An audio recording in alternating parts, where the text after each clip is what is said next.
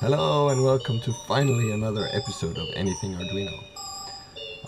So today, to kick things off in my new workshop, I thought we are going to look at something really interesting and really useful. And it's something it's actually one of the first videos I put up on YouTube was about this technology. And with no further ado, we are going to talk about the 433 megahertz radio RF module, radio frequency module. So nowadays you can buy the ESP8266 and Ethernet shields and all XB shields and stuff like that to communicate between different sensors and Arduinos and devices. This is a really old technology. I think most of you have one of these or these at home, which you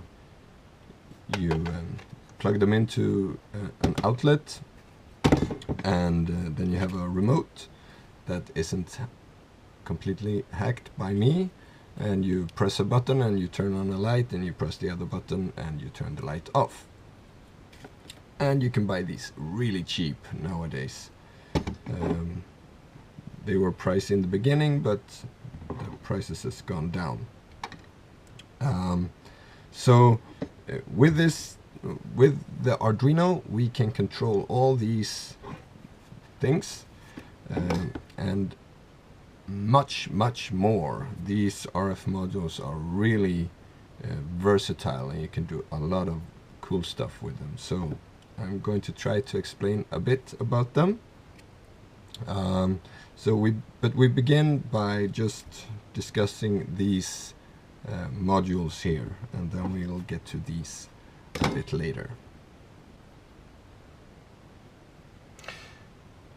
So I call them 433 megahertz RF modules. There are actually three different kinds. There are 315 megahertz, 330 and 433. It says here, I don't know if you can see that. And basically the 433 is the most common one. I think there are a few other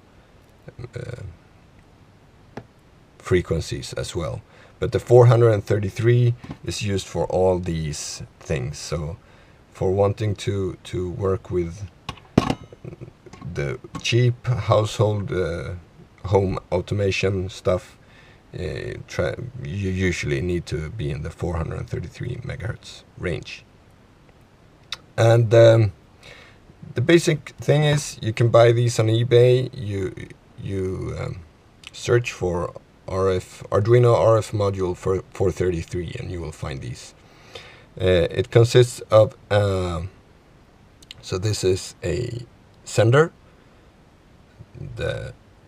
and here you have the receiver. And basically, at the most simple way to explain this is a really noisy radio. So this one just sends out a radio signal, and this one picks it up. And I actually have a rig here just to show that when you send commands with a controller like this, it's just technically it's binary data over a really noisy radio. I actually made this so I could show you that you can send any kind of sound over this. However, it's so noisy, so I wasn't able to amplify the sound enough. Alright, so I have made a little hookup here. So here's the receiver module, and all these cables here is just So it's connected to my speakers here in my studio.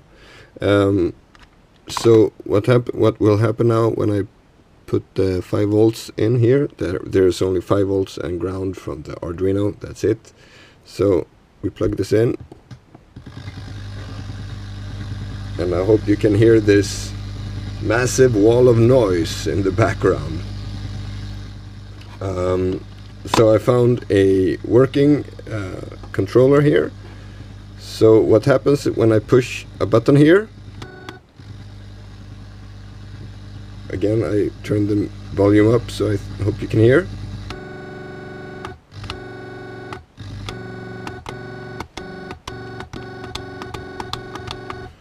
So that's in here. Here's a 12 volt battery in here, and one of those circuits I showed before, which we'll discuss later, which sends out a really loud signal from this one, which is picked up by this as sound. So what you hear, the beeping, it's binary data, ones and zeros, picked up here and yeah, sent to the speaker with this setup. So if you think about it, it would be really easy to get this data into the Arduino, and of course it is, and of course someone has even made a library for that. So let's download that and take a look. Alright, so we will search for Arduino RC switch library. RC for remote controlled switch. So there is this library by Sui77 on GitHub. Arduino library to operate 433 350 MHz devices like power outlet sockets. So with this library we can take control of all these switches. So let's download this one.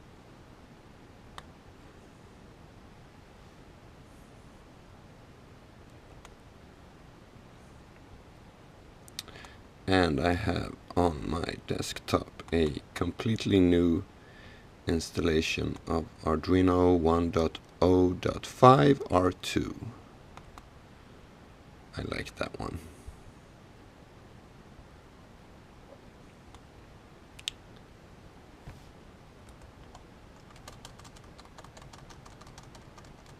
RC switch. So you can't have dashes, you need an underline, not a minus sign, or in the catalog name. Then it doesn't work with Arduino. So let's run Arduino.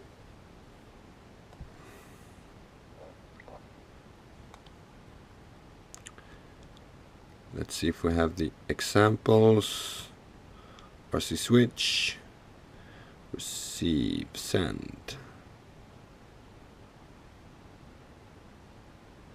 So let's try the receive demo. Simple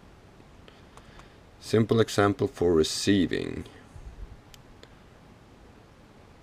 So they put it on interrupt 0, which is pin 2. And then it will serial print all that. So let's upload this to an Arduino and do the connections.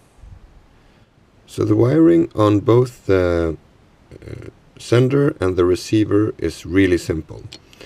You have 3 pins on the sender: ground, voltage, and data. And the same on the receiver. you have ground and volts, like so ground on one side and voltage on the other, and the 2 pins in the middle is data. So it doesn't matter which pin you use, you just use 3 of the 4 pins, so the ones on the sides and 1 in the middle, and that's it. So nothing strange, and it runs on 5 volts from the Arduino. So we put it like that, and we're gonna connect ground was there, voltage there, and we connect it to ground and 5 volts. 5 volts there, and then we take one of the data pins and we put this to pin 2 on the Arduino, which was the interrupt 0 pin.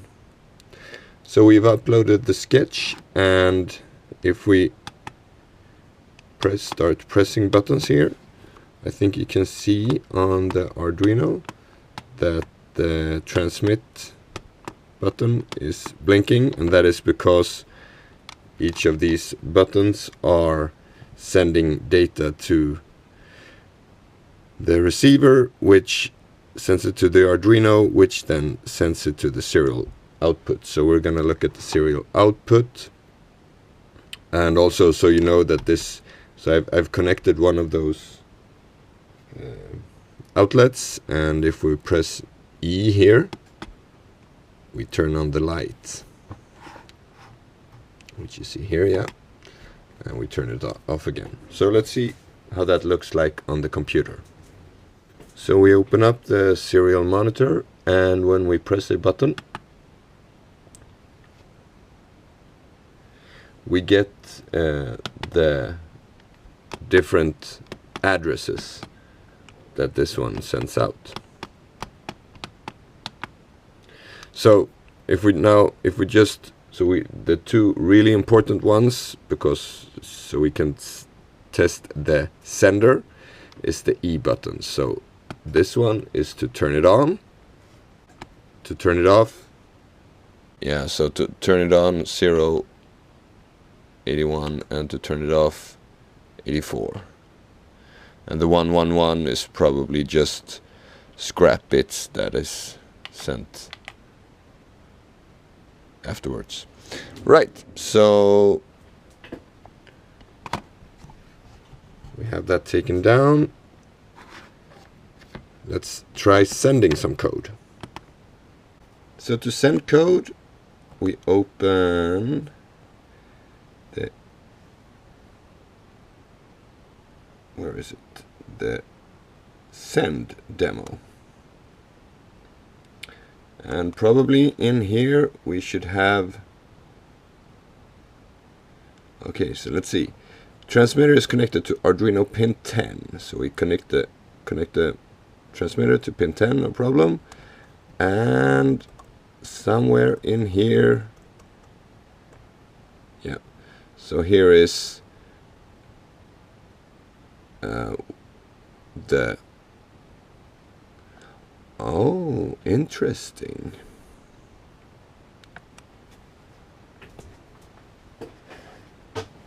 Let me show you why I say interesting, because these are ones and zeros, and when you open up one of these,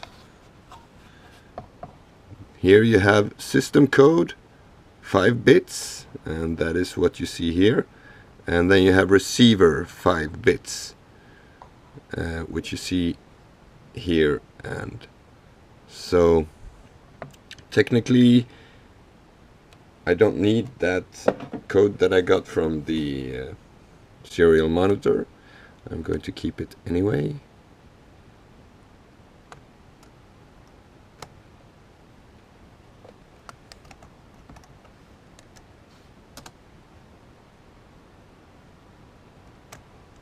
Like so.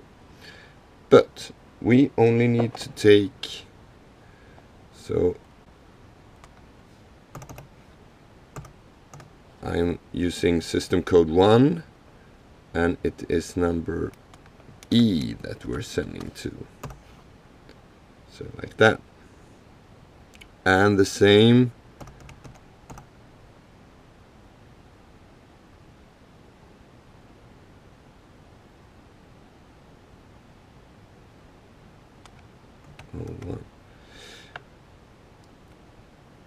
so my switch on, I'm guessing switch off would turn it off again.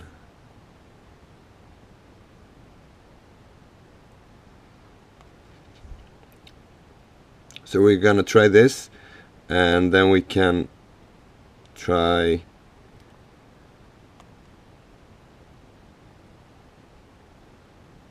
decimal code, binary code, tri-state code. Interesting.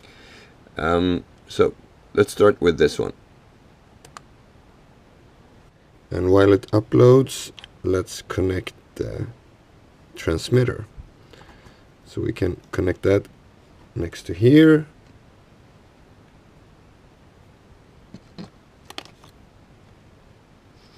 Really doesn't matter, they can be connected both, I think.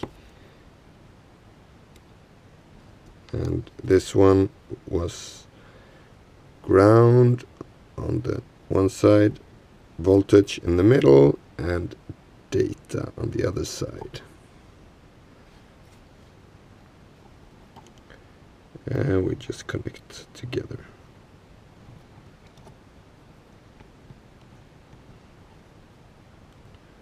And data was pin 10 according to the code. There. So let's start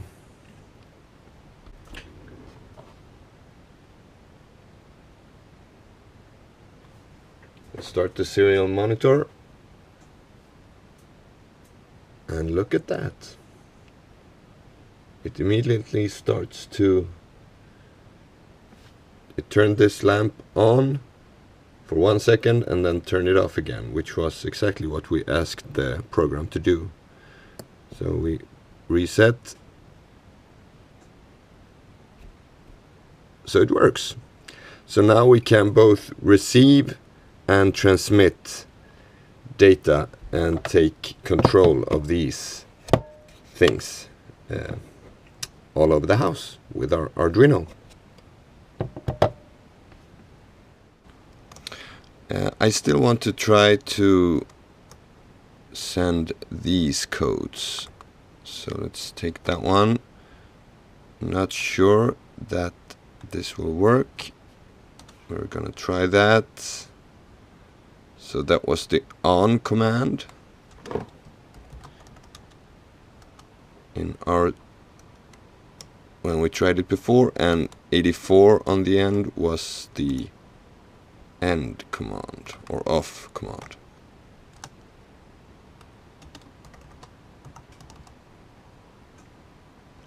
So what this would do, if this works, it will turn it off once there, turn it on once there, turn it off, and then again turn it on and off. So let's try that again. Uploading. Done. Off, on and off once, on and off twice. So that works then. So what we get out of the serial monitor when we do the receive demo, that number we can just add as a decimal code, and as you see, the depth 24 bits, same here, 24-bit protocol, and we just copy that in there. So that works as well. And I have no doubt that all these other works as well, but this one is the one that I'm mostly interested in right now. And this one was interesting because this one resembles the pin settings on the older units.